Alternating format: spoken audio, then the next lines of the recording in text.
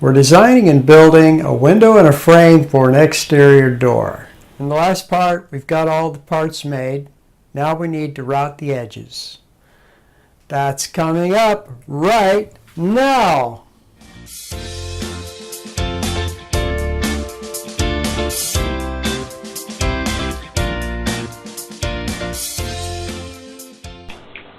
Okay, so I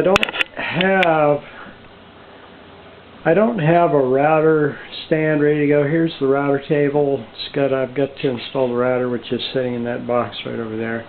And of course, I had to clear a spot on this table, and I don't want to permanently store this thing here. So what I'm going to do is I'm just going to keep this. I'm just going to do a temporary installation on this, and that's just going to pretty much amount to it. Me putting some screws in here. So as soon as I'm done using this, I'm going to pop these screws out, and then we'll be ready to go with another project. So I'm going to do all 4 of those, and then I'm going to set up the router, and then we'll be ready to do some routing here. Alright, so the router is set up, and this router bit is called, I don't want to emphasize, I don't think I can emphasize enough just how sharp these blades are. I mean, this little blade right here is really sharp. I mean, it'll cut right into you. This is called a 3/8 inch round over, and the reason is because it has a radius of 3/8 inches. And of course, if we look at here's the metal rule, and this is going to be about 12/32, which is going to be 3/8 of an inch.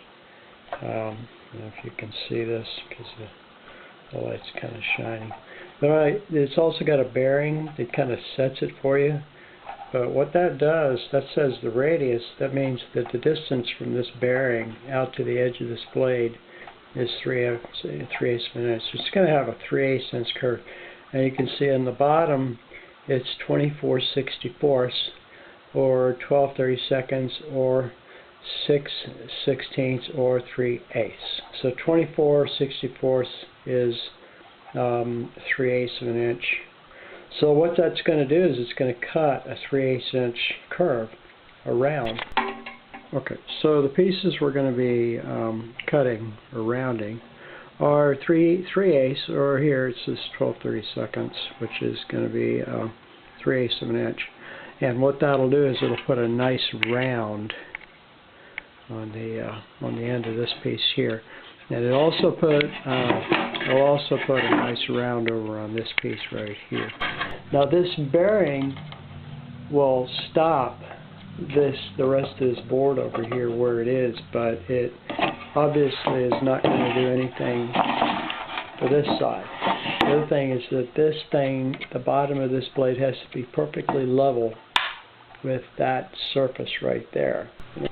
Alright, so the way that I did this, I just kind of eyeballed it, and it was basically looking to see if I could see the edge of this thing here. If I could see this above this, I just got down like that and just looked at it and said, okay, can I see the edge? And I just dropped it down until the edge just disappeared. So this piece right here is just barely above, and you can see if I rotate this out, this is where this is going to run into. The other part is, of course, I used this thing to adjust it up and down, and of course that doesn't hold it in place. What holds it in place is that little knob right there. So that little knob, make sure that's nice and tight. The other part is getting these two, because these two guys lined up, and the way that I did with that was, of course, you just got to roll it up against the bearing, and the only thing I can do is, well, like that. There's about a 3/8 inch gap right there, and I said, okay, let's park that against the bearing, and you can see the bearing turns as I roll these back and forth. And that's basically what it was. Just make sure these guys are straight, and then lock them down into place. And these two little pieces, and as I do this, now I've got some test junk piece. Here's the bad one, And I'm going to try it out on this one to start out with, even though I've got this crappy thing over here. And if it works okay on this one and it looks good, we're going to try it on some real ones.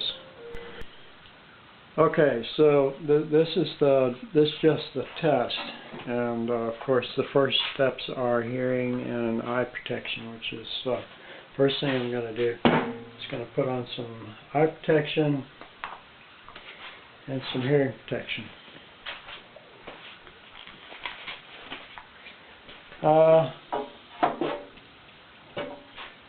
This thing can be turned on, and there's a switch lock.